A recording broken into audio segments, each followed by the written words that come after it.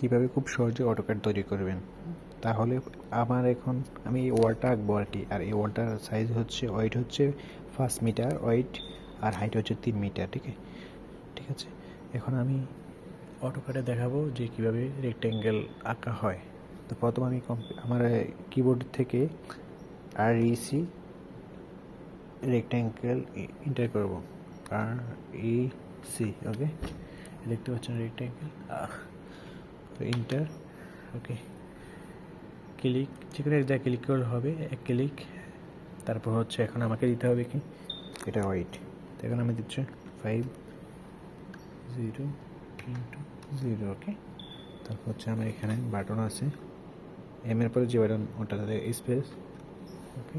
দেখতে পাচ্ছ এখন এরকম হয়ে গেছে। তারপরে 3 মিটার, 3 0 0, ওকে।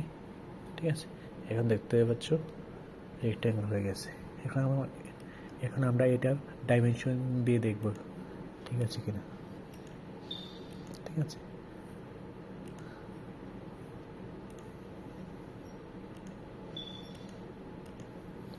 দেখতে পাচ্ছ এখন এটা ওয়েট হচ্ছে 5 মিটার আর এটার হাইট হচ্ছে 3 মিটার।